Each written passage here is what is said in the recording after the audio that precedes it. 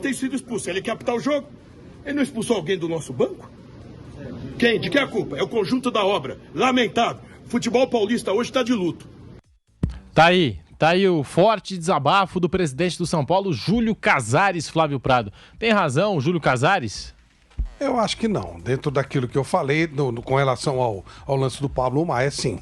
Nesse caso, sim. Mas ele já citou uma série de jogos, aí já começa a teoria da conspiração. Não acho que tenha chegado a esse ponto. O presidente, não é Morumbi, é Morumbis, hein? Ele falou Morumbi. Teve isso também. Tá tão nervoso. E tava ofegante. Não, então, ele tá tão nervoso que ele mesmo fala, né? Pô, e tal, colabora e tal. E a maioria da imprensa tá colaborando. E ele tava tão nervoso que ele até esqueceu do próprio patrocínio que ele conseguiu. Mas falando sério agora, ele colocou uma série de lances de outros jogos e tal. Fechando nesse jogo, de novo, o grande erro para mim foi a não expulsão do Richard Gilson. Nesse aspecto, eu acho que ele tem razão. E também um colega fez uma pergunta: quem tem culpa? A arbitragem ou o Abel Ferreira? Porque ele chega a falar, não pode mais o Abel Ferreira apitar jogo no Campeonato Paulista, não pode mais, não sei o quê. Aí o colega pergunta, né? Quem tem culpa? A arbitragem ou o Abel Ferreira? Enfim, a gente está aqui analisando esse forte desabafo do presidente do São Paulo. Eu acho, já falei aqui, eu teria marcado tudo. Teria marcado os 2 pênaltis, teria expulsado o Richard Rios. E como não marcaram pênalti para o São Paulo e não expulsaram o Richard Rios, eu tenho sim a sensação de que o São Paulo foi prejudicado pela arbitragem. Não vou ficar em cima do muro. Agora... Claro, em cima da sua Não, acho que todos nós concordamos que o São Paulo foi prejudicado. Até eu que não daria o pênalti do Luciano teria expulsado o Richard Rios. Isso mudaria o jogo? Provavelmente. Pelo menos o São Paulo teria um jogador a mais. O jogo foi igual, você teria uma vantagem para o São Paulo em tese de um jogador a mais. Então, nesse sentido, sim. Mas essa coisa de, esse jogo, aquele outro jogo, aí já é mais complicado, né? Isso... Aí já é como se o São Paulo estivesse sendo perseguido.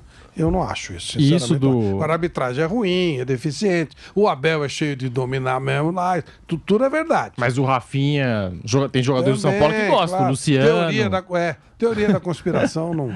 É mais porque ele tá nervoso mesmo. Tá muito bravo. Eu tô citando aqui 2 jogadores do São Paulo. Não lembro se tem mais. Mas eu falei aqui antes da fala do Casares. Eu falei, tem o Abel que gosta de reclamar. No São Paulo tem 2 caras que eu sei que gostam de reclamar e reclamam tudo. Vocês falaram também do Luciano, que reclama tudo. Até quando não tem razão, reclama.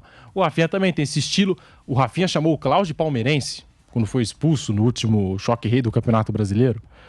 Isso não é ofensa, né? O cara torce pra quem ele quiser. Não, sim, entendi, claro. Não, mas agora, tem os caras que ficam ali no ouvido, ficam falando. Ele falou uma história que Isso tem em todos os times, só pra deixar claro, tá? Lógico. Pra ninguém achar que eu tô falando que só no São Paulo e no Palmeiras tem. Tem em todos os times. O Hulk do Atlético Mineiro assim. No Flamengo também tem os caras que só reclamam. Lógico. Ele fala de uma ofensa ao Caleri. Que o auxiliar do arbitragem teria ofendido o Caleri e tal. E que o Caleri estava quietinho e o auxiliar foi e o ofendeu. Gente, é muito improvável isso, hein? Ele pode até ter respondido algo ao Caleri. Agora imagina um cara quieto no canto, alguém vai e xinga o cara. Esquisito, né? Não é normal, né? Não tem. Por quê? É aquilo, ação-reação. Né? Mais ainda sendo um jogador, que é claro que ia dar problema e tal. Eu acho até que o cara xingou o Caleri, mas não acho que ele estava quietinho, não. Não vi nada, tô baseado na palavra do Júlio Casares. E até em cima do que o Casares falou, ele até cita de que outros jogadores estavam reclamando e xingando o auxiliar. Pode ter acontecido, não sei, a gente não tem imagem nem nada, mas pode ter acontecido do assistente ter pegado e xingado o Caleri porque acreditou que o Caleri tinha xingado. Não tá no jogo. Foi depois do jogo, o Caleri tá suspenso, ele não tava nem no banco. Mas então, no bolo todo ali das pessoas, o Caleri devia estar próximo. Mas não devia, né? Então, não devia, ele tá suspenso do jogo. Ele não devia, isso deve ter acontecido lá no corredor, em algum lugar e tal. Mas ainda assim ele não devia estar lá. Tá aí o desabafo do Júlio Casares. O Caleri tava lá, ele tá suspenso? Quis acompanhar o jogo, né, Flávio? E não falou nada, aí é demais. Ele quis acompanhar o jogo. Não dentro do campo, ou ali naquela região, mas enfim. Faz parte, até acontece com todo mundo. Sim. Amanhã ou depois é a Leila. Ela já também falou que o Palmeiras estava sendo prejudicado. O Rubão já pressionou esse hábito mesmo. O Augusto Melo não lembro. Ainda não falou. Agora está sendo mostrada a perna do Pablo Maia só em cima daquilo que a gente falou mesmo. Foi uma entrada muito dura e caberia cartão vermelho. deu um risco, deixou uma lembrancinha na perna do Pablo Maia. Foi uma solada ali, né, do Raspou, Richard Rios. Riscou. Foi uma solada do Richard Rios pra cima do Pablo Maia.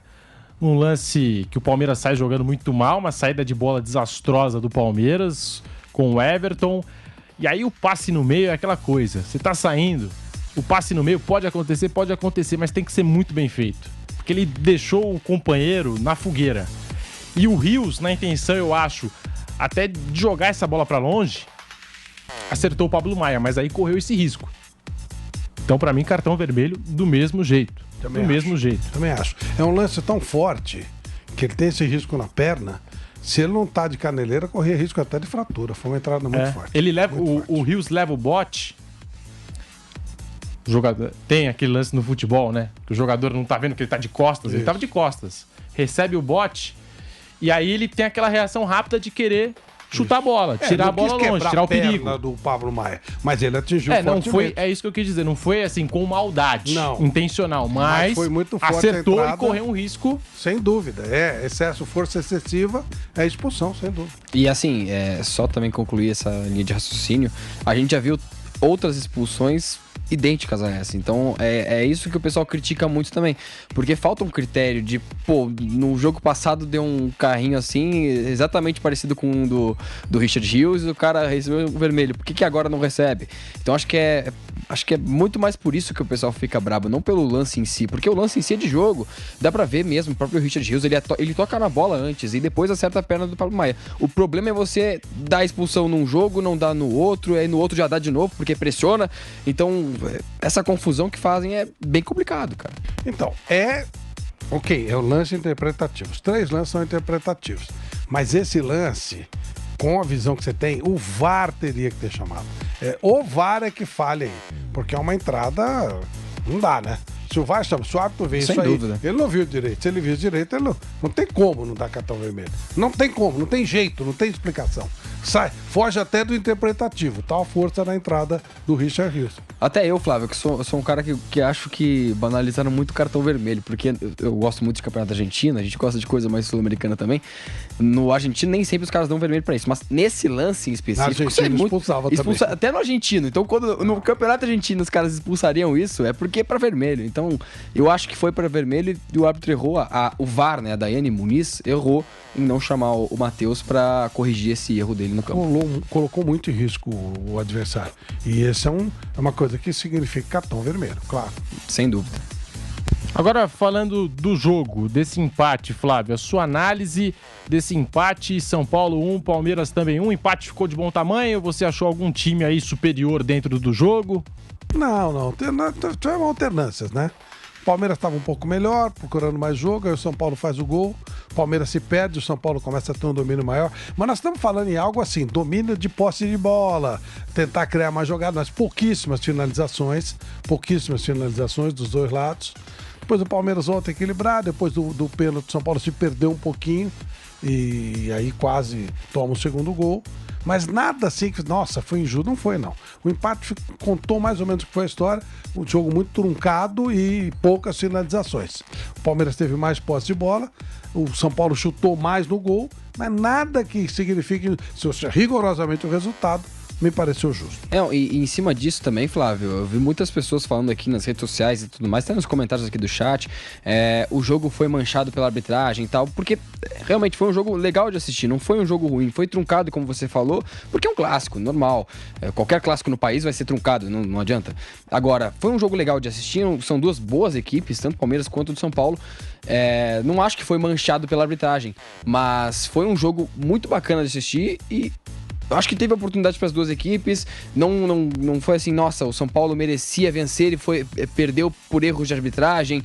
Não, acho que até tanto o Palmeiras quanto o São Paulo, os dois poderiam ter vencido, teve chance para os dois lados. O Hendrick mesmo, a gente estava falando ali, teve esse gol anulado que o Zé Rafael atrapalhou ele.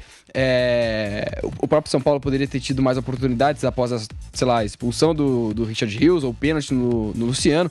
Então são coisas que a gente vai debatendo ali, e se, mas se tratando do jogo em si, o jogo foi bom, eu acho que as duas equipes poderiam ter vencido e o jogo foi bem melhor, por exemplo, que o da Supercopa. Exato, isso, bem melhor. Nesse ponto que eu ia chegar. Isso nesse sim, ponto que eu ia chegar.